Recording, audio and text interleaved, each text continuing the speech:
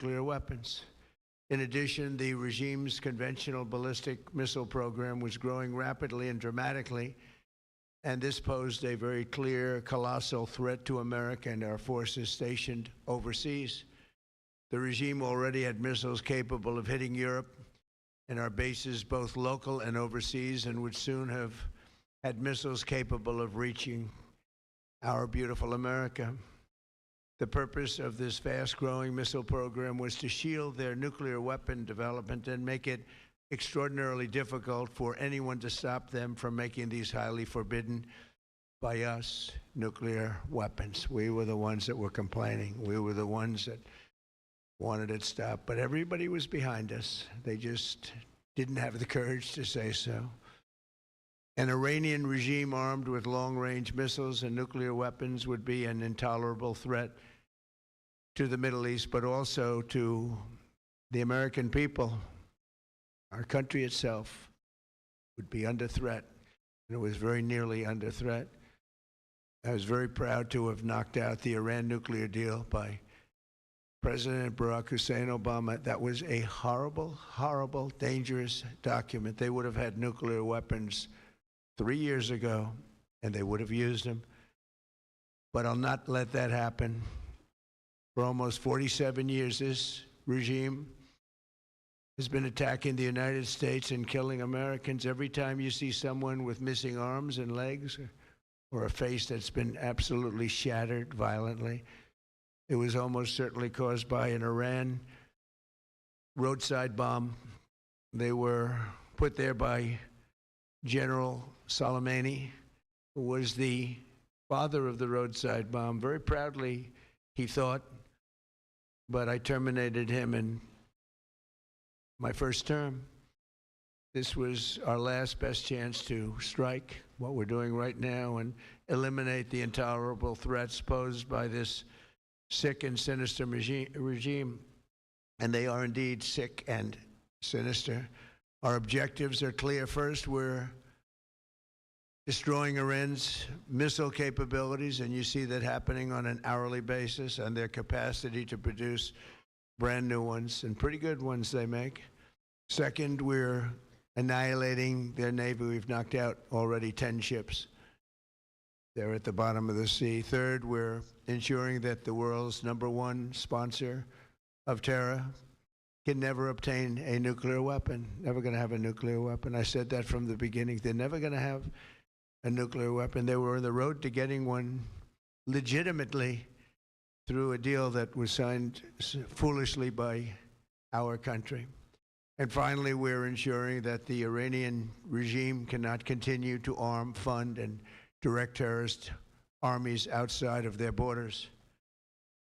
And we thought we had a deal, but then they backed out, and they came back, and we thought we had a deal, and they backed out. I said, you can't deal with these people. You've got to do it the right way. Today, we grieve for the 4 heroic American service members who have been killed in action and send our love and support to their families. In their memory, we continue this mission with ferocious, unyielding resolve to crush the threat this terrorist regime poses to the American people, and a threat indeed it is. We have the strongest and most powerful, by far, military in the world, and we will easily prevail. We're already substantially ahead of our time projections, but whatever the time is, it's okay. Whatever it takes, we will always, and we have right from the beginning, we projected 4 to 5 weeks, but we have capability to go far longer than that. We'll do it. Whatever somebody said today, they said, oh, well, if the president wants to do it really quickly, after that he'll get bored. I don't get bored. There's nothing boring about this. Do you agree with that, Pete? I don't think there's anything, Mr. General, I think there's nothing boring about it. Somebody actually said from the media, I think he'll get bored after about a week or two. No, we don't get bored. I never get bored. If I got bored, I wouldn't be standing here right now, I guarantee you that, to go through what I had to go through. We also projected 4 weeks to terminate the military leadership, and as you know, that was done in about an hour, so we're ahead of schedule there by a lot. But please join me in thanking every American service member who bravely is standing in harm's way. They really are incredible, and I just want to thank you. We have a lot of them right here. Thank you very much. Thank you.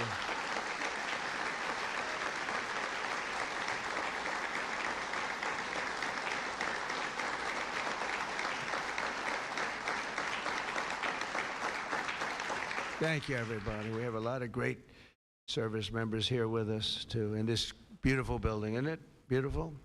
We're adding on to the building a little bit. We're improving the building. See that nice drape? When that comes down, right now you see a very, very deep hole. But in about a year and a half from now, you're going to see a very, very beautiful building. And there's your entrance to it right there. In fact, it looks so nice, I think I'll save money on the doors, because it can't get more beautiful than that. I picked those drapes in my first term. I always like gold, but I think we can save a lot of money. I just saved curtains. But, and it'll be spectacular. It'll be the most beautiful ballroom. I believe it because I built many a ballroom. I believe it's going to be the most beautiful ballroom anywhere in the world. And when you hear all that hammering out there, you know why the First Lady is not thrilled exactly. She said, will the pile drivers ever stop? You know, they go from 6 in the morning till 11:30 in the evening. Can you imagine? Here? You know what? To me, that's a beautiful sound. She doesn't like it. I love it. You know what? To me, other than here, because we're donating it, not a penny to the taxpayer. It'll be under budget, ahead of schedule. It'll be $400 million or less. Most people say $400 million or more. No, it'll be less. But when I hear that sound, that beautiful sound behind me, it means money, so I like it. But my wife isn't thrilled. She said, this is getting crazy. I said, don't worry about it. We'll be all finished up in a few months. But now, for the reason that we're gathered this morning to recognize the unsurpassed courage of 3 really incredible American heroes, 1 living and 2 no longer with us. So together, we recognize the exceptional valor of Master Sergeant Roderick Edmonds. And maybe I could ask your families to stand, because they're beautiful families. I got to meet them. And please.